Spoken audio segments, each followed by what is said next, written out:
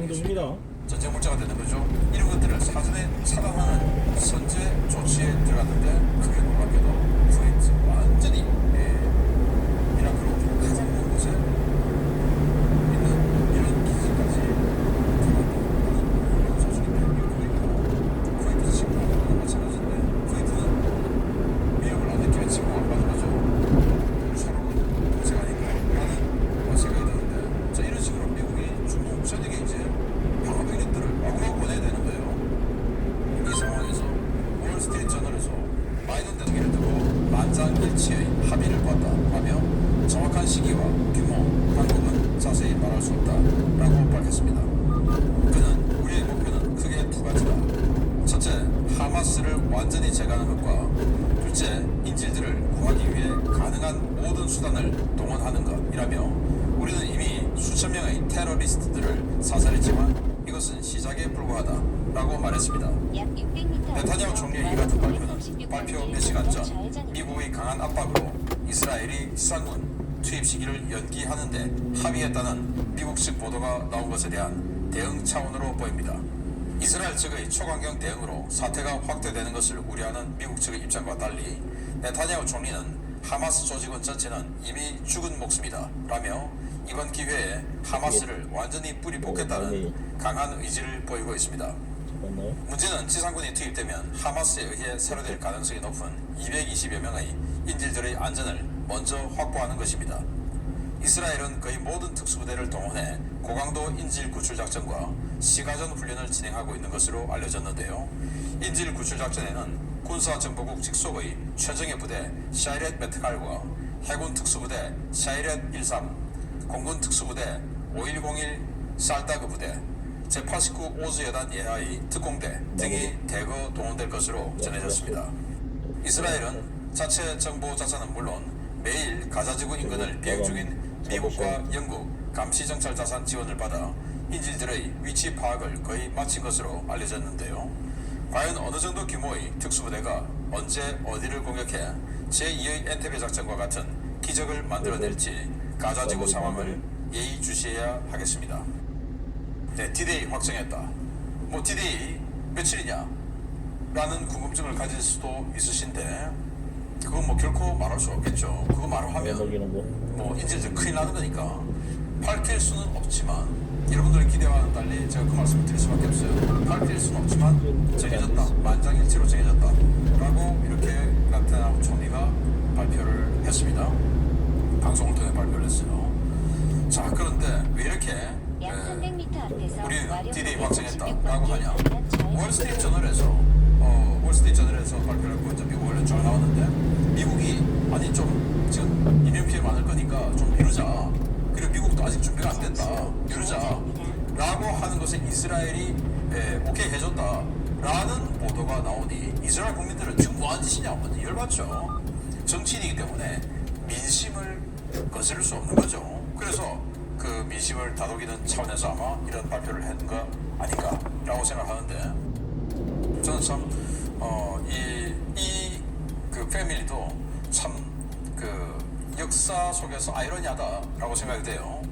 대규모 인질 구출 작전을 했던 엔테베 작전. 그 엔테베 작전은 이 베냐민 네타냐후 총리의 형이죠. 친형이 그 엔테베 작전 특공대의 대대장이었습니다. 최고 지휘관이었어요. 그러면서 단 한 명의 희생자도 없이 전원 구출을 하고 사기만 죽었어요. 그 형만. 그런데 또 이스라엘 역사상 또 가장 큰 규모 면에서는 엔테베 작전이 여기보다 뭐 몇십 명 많지만 인명 규모 면에서는 그러나 작전 규모 면에서는 비교가 안 되는 큰 작전 인질 구출 작전을 진행해야 되는 게 그 엔테베 작전 지휘관의 동생인 베냐민 네타냐후 총리가 됐습니다. 자기 형은 자신의 목숨을 바치면서 선고를 했는데 과연 이 사람은 어떻게 될지. 그런데 지금 SNS는 이 사람의 아들이 미국에서 호의호식하면서 32살인데 동원령을 선포를 하니까 많은 이스라엘 제외 국민들이 동원에 응해서 귀국을 했는데 이 사람의 아들은 들어가지도 않고 SNS 하고 있다 이거예요. 참 기가 막히죠. 우리 사회 지도층에 있는 사람들 자식들이 군대 안 간 거 이거 물론 이 사람 아들은 군대는 갔지만 시쳇말로 우리나라 말로 꿀보지게 앉아 있었다 이거예요. 꿀보지게. 그리고는 지금 동원 안 들어가고 SNS 하고 있고 이러니 참 입장이 난처한 거죠. 뭐 저 같은 경우는 제 큰아들이 공익근무요원을 갈 수밖에 없는 이런 상황이었는데 저는 강제 감명을 시켜서 군에 보냈습니다. 이를테면 군 관련해서 국방력 강화를 주창하는 신인균의 아들이 군대를 안 갔다. 이게 뭐 말이 되겠습니까? 제 말에 무게가 실리겠습니까? 지 아들 군대도 안 보내주세요. 어디 지금 그렇지 않습니까? 그래서 제가 제 아들에게 양해를 구하고 군대를 가야 되지 않느냐 해서 정말 참 힘든 결정을 하고 가혹한 감정을 통해서 군을 갔어요. 근데 이 사람은 자기 아들 꿀보지게 넣어놓고 지금 미국에서 호의호식 하면서 SNS 또 왜 합니까? 그런 입장이다라는 거고. 자, 이런 상황에서 미국과 영국도 지금 인질이 어디 있는가 그걸 봐야 되지 않겠습니까? 그래서 여기 이 항적은 미국의 RC-135 리비안 조인트 특수감청 정찰기죠. 그래서 감청을 하면서 이 지역에 있는 인질들의 위치를 전부 파악을 했다는 설이 나오고 있어요. 그리고 여기는 지금 영국의 포세이돈 해상 초경인데 이런 식으로 미국과 영국의 감시적 작전선들이 들어와서 이스라엘을 도와주고 있는데 정말 우리의 발언처럼 또 지금 흘러나오는 이야기처럼 인질들의 위치를 다 확보했는지 위치를 그리고 확보했다면 그걸 다 피해 없이 구출할 수 있는지 저는 너무 불안하다고 봅니다. 그래서 우리가 NTV의 작전은 상상하는데 그럴 수가 없다. 일단 상대가 맞나 보다.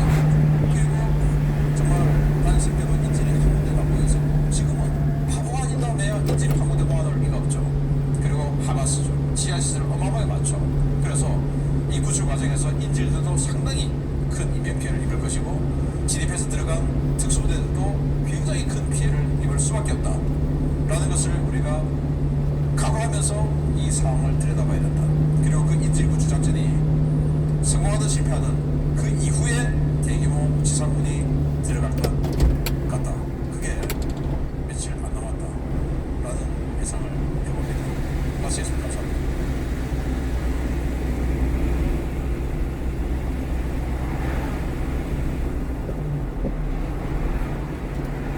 약 600m와 15km 시속 50km 단속입니다.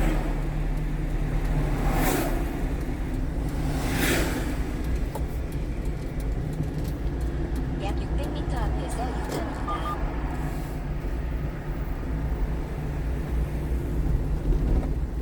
새로운 경로로 안내합니다.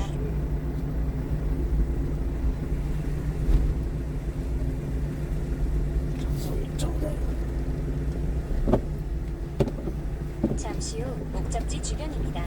새로운 경로로 안내합니다. 하는 것이죠. 잠시 후 우회전입니다. 이어서 102m 앞 유턴입니다.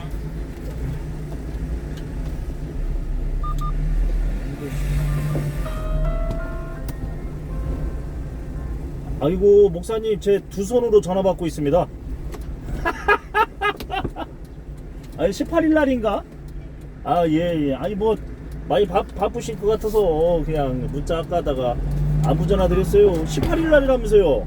잠시 후 목적지 주변입니다. 아이고 우리 뭐 집사 나무리 가봐야 어디 앉을 데도 없잖아. 그죠? 서 있어야지 뭐. 아 예. 아이고 그날 뵙겠습니다. 아유 대전에 왔다가 아이들하고 이제 밥 먹으려고. 아, 예. 목적지에 도착했습니다. 아 예. 아이고 그 안부 전화 또 드리겠습니다. 네. 예.